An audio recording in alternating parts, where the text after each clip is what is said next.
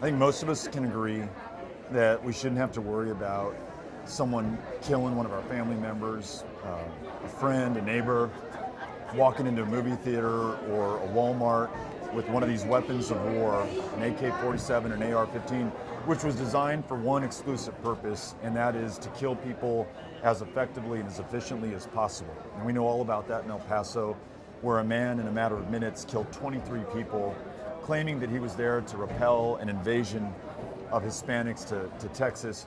So we don't need these weapons on our streets. There's no good use for an AK-47 or an AR-15 other than on the battlefield and in war.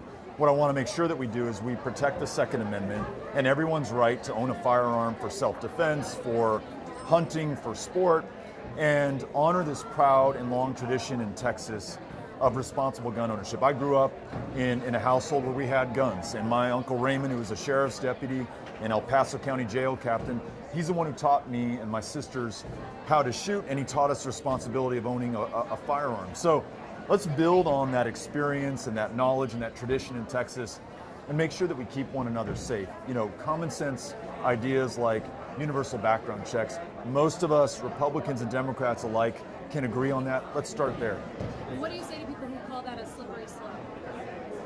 I tell you, when you have 3,500 gun violence deaths last year, when you are a woman in Texas and you're 24% more likely to be shot by an intimate partner than you are in any other state because of our gun laws in Texas, when you have 4 of the worst mass shootings in U.S. history just in the last 5 years, all in this state, then you know that we can do better.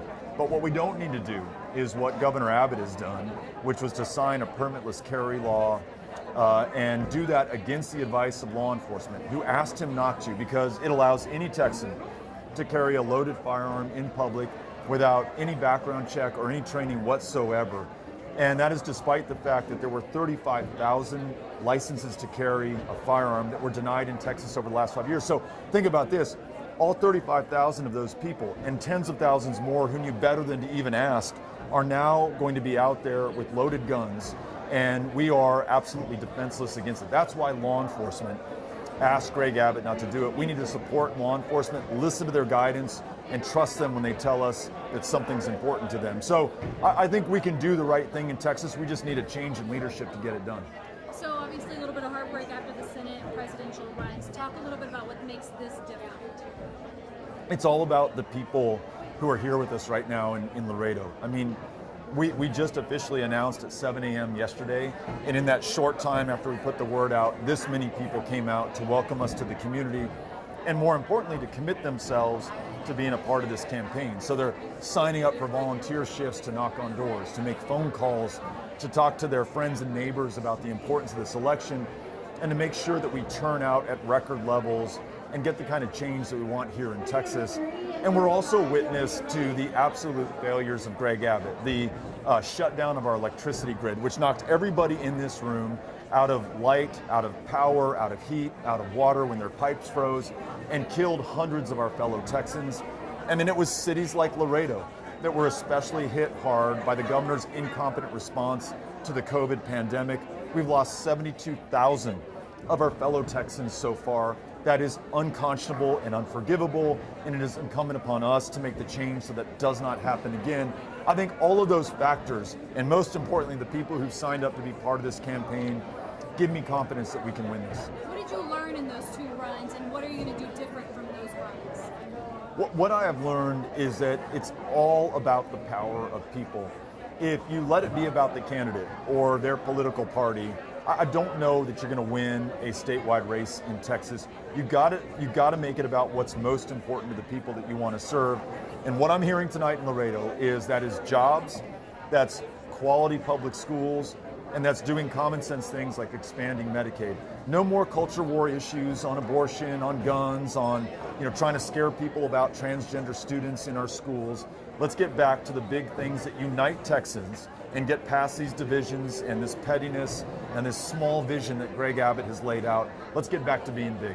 When we talk about fixing the power grid or addressing the functionality and making it more reliable, what real change can you actually do to make that better? Like Texans to be more trustworthy?